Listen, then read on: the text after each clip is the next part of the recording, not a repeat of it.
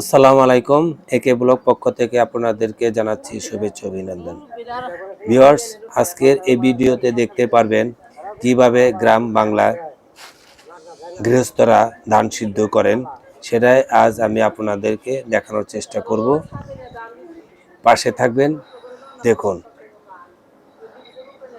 এই গৃহস্থটি প্রথমে একটি পাতিলার মধ্যে কিছু পানি নিয়ে ধান সিদ্ধ করতেছেন। কিছুক্ষণ পর ধানে যে জলীয় বাষ্প আসলে সেগুলো নামিয়ে নিতে হয়, তারপর রোদ্রে শুকানো হয়। দেখতে থাকুন কিভাবে তারা কাজটা করেন, ধান সিদ্ধর কাজটা করেন। সম্পূর্ণ গ্রামীণ পদ্ধতি। প্রত্যেকটা গ্রামের প্রত্যেক গৃহস্থ বাড়িতে এইভাবেই ধান সিদ্ধ করে থাকেন পাতিলের মাধ্যমে।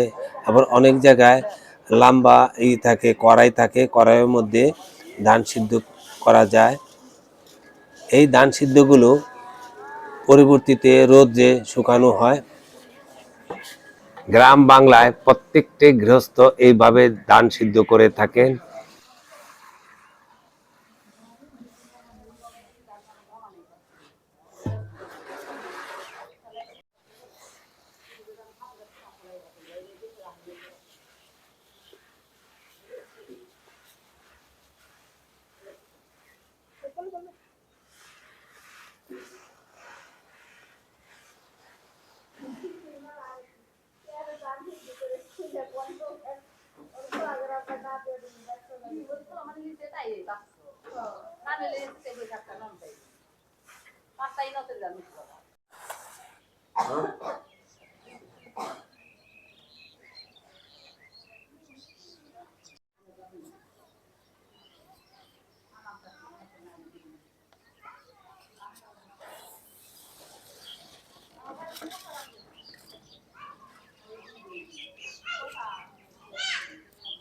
নামায় যে পানি দাও,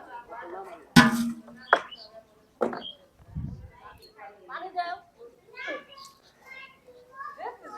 পানি কমে দেখো না, পানি একটু দেবো।